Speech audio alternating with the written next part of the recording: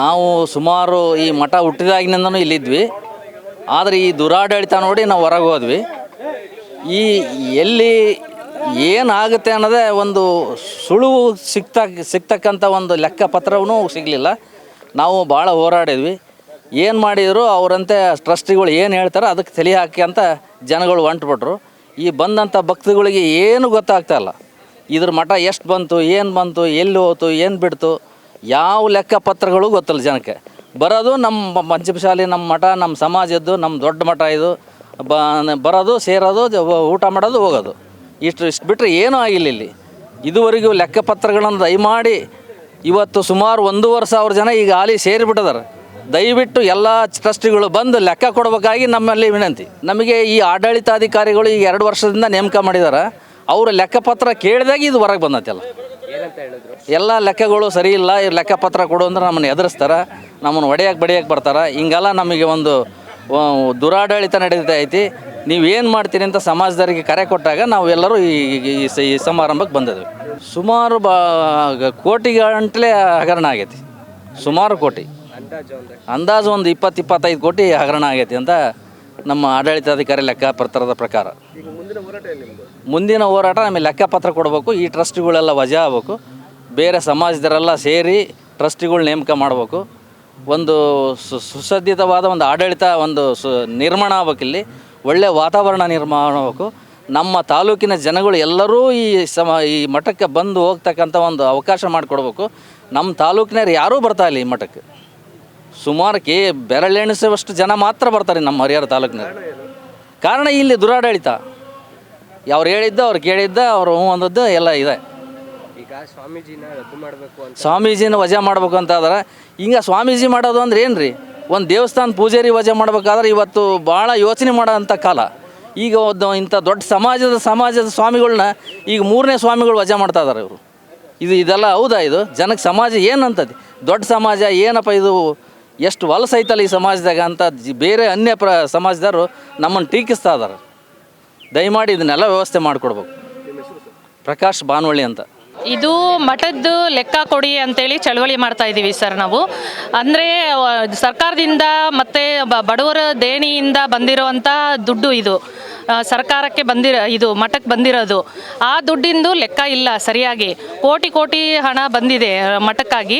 ಆ ದುಡ್ಡಿಂದು ಲೆಕ್ಕ ಕೊಡ್ತಾ ಇಲ್ಲ ಯಾರು, ಟ್ರಸ್ಟಿಗಳು ಅವರಾಗಲಿ ಯಾರಾಗಲಿ. ಹಂಗಾಗಿ ನಾವು ನಮ್ಮ ಆಡಳಿತಾಧಿಕಾರಿಗಳು ಎಲ್ಲರೂ ಸೇರಿ ಹೋರಾಟ ಮಾಡ್ತಾ ಇದ್ದೀವಿ ರೀ. ಅವ್ರು ಏನು ಮಾಡಿದ್ದಾರೆ ಅಂತೇಳಿ ಅವರೇ ಹೇಳ್ಬೇಕ್ರಿ. ಬಂದು ಯಾವತ್ತಕ್ಕೆ ಬಳಸಿದ್ದಾರೆ ಅಂತಾದರೂ ಹೇಳ್ಬೇಕು ಅವರು. ಇಂಥದ್ದು ಖರ್ಚು ಮಾಡಿದ್ದೀವಿ, ನಾವು ಶಿಕ್ಷಣಕ್ಕೆ ಹಾಕಿದ್ದೀವಿ, ನಾವು ಬಿಲ್ಡಿಂಗ್ ಕಟ್ಟಿದ್ದೀವಿ ಅಂತ ಏನಾದರೂ ಒಂದು ಹೇಳಲೇಬೇಕಾ ಅವರು? ಯಾವುದು ಹೇಳಲಾರ್ದ ಬರಲೇ ಇಲ್ಲ, ಲೆಕ್ಕ ಕೊಡೋಕ್ಕೆ ಬರಲಿಲ್ಲ ಅಂದರೆ ನಾವೇನಂತ ತಿಳ್ಕೊಳ್ಳೋಣ? ಬಂದಿದೆ, ಸುಮಾರು ಕೋಟಿಗಟ್ಟಲೆ ಬಂದಿದೆ ರೀ. ಎಷ್ಟು ಕೋಟಿ ಅಂತ ಹೇಳೋಕ್ಕಾಗಲ್ಲ. ನಮ್ಮ ಯಡಿಯೂರಪ್ಪ ಸರ್ ಇದ್ದಾಗೂ 10 ಕೋಟಿಯಿಂದ 11 ಕೋಟಿ ಬಂದಿತ್ತು. ಆ ದುಡ್ಡಿಂದು ಲೆಕ್ಕನೂ ಇಲ್ಲ. ಎಲ್ಲ ಲೆಕ್ಕನೂ ಬರಬೇಕು ಹೊರಗೆ. ಬಡವ್ರ ದುಡ್ಡು ಎಷ್ಟು ದಾಸೋಹಕ್ಕಂತೇಳಿ ಬಡವರೂ ಕೂಡಿ ಕೊಟ್ಟಿರ್ತಾರೆ. ಯಾವ ದುಡ್ಡಿಂದೂ ಇಲ್ಲ ಇಲ್ಲಿ ಲೆಕ್ಕ. ಟ್ರಸ್ಟ್ ಅವ್ರು ನಾವು ಲೆಕ್ಕ ಕೊಡ್ತೀವಿ ಅಂತ ಹೇಳಿದರು. ಇವತ್ತು ಬರ್ರಿ ಎಲ್ಲರೂ ಅಂತ ಹೇಳಿದರು, ಬಂದಿಲ್ಲ. ಅವರು ಬರೋವರೆಗೆ ನಾವು ಹೋರಾಟ ಮಾಡ್ತೀವಿ. ಇಲ್ಲಿ ಸ್ವಾಮೀಜಿಗಳದ್ದು ಇದಕ್ಕೂ ಏನು ಸಂಬಂಧ ಇಲ್ಲ. ಇದು ಟ್ರಸ್ಟಿಗಳು ಮಾಡಿರೋದು ಇದು ಕೆಲಸಗಳು. ಟ್ರಸ್ಟ್ಗಳನ್ನೆಲ್ಲ ಚೇಂಜ್ ಮಾಡಬೇಕು ಅನ್ನೋದು ಅಷ್ಟೇ. ಈಗ ಮೇಡಮ್, ಸ್ವಾಮೀಜಿಗಳು ತುಂಬಾ ಕಡೆ ಓಡಾಡ್ತಾರೆ, ಐಷಾರಾಮಿ ಕಾರ್ ಎಲ್ಲ ಯೂಸ್ ಮಾಡ್ತಾರೆ, ಸುಮಾರು ಪ್ರವಾಸ ಎಲ್ಲ ಹೋಗ್ತಾರೆ. ಅದ್ಯಾವುದಕ್ಕೂ ಕೂಡ ಮಠದ ದುಡ್ಡು ಬಳಕೆ ಆಗ್ತಾ ಇಲ್ವಾ? ಹಾಗಲ್ಲ. ಈಗ ನಾವು ಒಬ್ಬರನ್ನ ಮಠಕ್ಕೆ ನಾವು ಸ್ವಾಮೀಜಿಗಳನ್ನ ಕರೆಸ್ತೀವಿ ಅಂತ ಅನ್ಕೊಂಡ್ರೆ ಪೂಜೆಗೆ, ಅದ್ರ ಖರ್ಚೆಲ್ಲ ನಾವೇ ವಹಿಸಿರ್ತೀವಿ. ಮಠದಿಂದ ಅವ್ರೇನು ಖರ್ಚು ಮಾಡಲ್ಲ ದುಡ್ಡು. ಮಠಕ್ಕೆ ಅಂತೇಳಿನೇ ನಾವು ಸ್ವಾಮೀಜಿಗಳನ್ನ ಕರೆಸಿ ಅವ್ರಿಗೆ ದಕ್ಷಿಣೆ ಅಂತಾನು ಕೊಟ್ಟಿರ್ತೀವಿ. ಅದನ್ನು ಬಳಸ್ಬೇಕು ಅವ್ರು. ಇಲ್ಲಿ ಅದನ್ನೇ ಬಳಸಿರೋದು. ಮತ್ತೆ ಇಷ್ಟು ಕೋಟಿ ದುಡ್ಡಿದ್ರು ಮೇಡಮ್, ಸ್ವಾಮಿಗಳು ಇಷ್ಟು ವರ್ಷದಿಂದ ಇದ್ರು ಕೂಡ ಯಾವುದೇ ಒಂದು ಸಣ್ಣ ಸೈನ್, ಚೆಕ್ ಸೈನ್ಗೆ ಒಂದು ಅಥಾರಿಟಿನೂ ಕೂಡ ಅವ್ರಿಗೆ ಯಾವ್ದು ಇಲ್ಲ. ಕೇವಲ ನಮ್ಮ ಪೀಠಾಧ್ಯಕ್ಷರು ಹಣಕಾಸಿನ ವ್ಯವಹಾರ ಯಾವುದೂ ಇಲ್ಲ. ಅದರಿಂದಾಗಿ ಇದರಲ್ಲಿ ಬರೀ ಟ್ರಸ್ಟಿಗಳಷ್ಟೇ ಕೈವಾಡ ಅಂತ ಹೇಳ್ತಿದ್ದೀರಾ? ಹೌದು ಸರ್, ಟ್ರಸ್ಟಿಗಳಷ್ಟೇ. ಅದು 20 ವರ್ಷದಿಂದನೂ ಅವರೇ ಟ್ರಸ್ಟಿಗಳೇ ಇದ್ದಾರೆ, ಮೊದಲಿಂದನೂ ಅವರೇ ಟ್ರಸ್ಟಿಗಳಿದ್ದಾರೆ. ಹಂಗಾಗಿ ಟ್ರಸ್ಟ್ಗಳನ್ನೂ ಚೇಂಜ್ ಮಾಡಬೇಕು. ಹಾಗಾಗಿ ಹೋರಾಟ ಮಾಡ್ತಾ ಇದೀವಿ ಸರ್. ಯಾವುದೇ ಟ್ರಸ್ಟ್ ಆದ್ರೆ 5 ವರ್ಷಕ್ಕೊಂದ್ಸರಿ ಚೇಂಜ್ ಆಗ್ತಾರೆ, ಇಲ್ಲಿ ಯಾಕೆ ಆಗಿಲ್ಲ ಅಂತ? ಅದೇ ಸರ್, ಇವ್ರು ಮಾಡ್ಕೋಬೇಕು. ಯಾರು ಕೇಳೋರಿಲ್ಲಲ್ಲ. ಈಗ ನಮ್ಮ ಆಡಳಿತಾಧಿಕಾರಿಗಳು ರಾಜ್ಕುಮಾರ್ ಡಾಕ್ಟರ್ ಆದಮೇಲೆ ಅವರಿಂದ ಈಗ ಒಂದು ಸ್ವಲ್ಪ ಚಳುವಳಿಗೆ ಇದಕ್ಕೆಲ್ಲ ಒಂದು ಸ್ವಲ್ಪ ಹುಮ್ಮಸ್ಸು ಬಂದು ಈಗ ಬಂದಿರೋದು. ಈಗ ಈ ಹೋರಾಟ ಮಾಡ್ತಾ ಇರೋದು. ಭಕ್ತರಾಗಿ ನಿಮ್ಮ ಮೇಲ್ನೋಟಕ್ಕೆ ಇಲ್ಲಿ ಏನಾದ್ರು ಹಣಕಾಸಿನ ಅವ್ಯವಹಾರ ಆಗಿದೆ ಅನ್ನೋದು ತಮ್ಗೆ ಅನಿಸ್ತಾ ಇದೆಯಾ? ಅನಿಸ್ತಿದೆ ಸರ್, ನೋಡಿದ್ರೆ ಗೊತ್ತಾಗುತ್ತಲ್ಲ ನಮ್ಗೆ ಎಷ್ಟು ನಮ್ದು ಸಮಾಜ ಏನು ಕಡಿಮೆ ಇಲ್ಲ, ನಾವು 70 ಲಕ್ಷ ಜನ ಇದ್ದೀವಿ.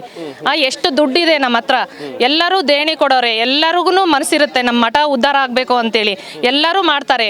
ಆದರೆ ಇಲ್ಲಿ ಒಂದು ನಮ್ಮ ಸ್ಕೂಲ್ನಿಂದ ನಮ್ಮದು ಸಮಾಜದಿಂದ ಒಂದು ಶಾಲೆ ಇಲ್ಲ, ಒಂದು ಕಾಲೇಜ್ ಇಲ್ಲ.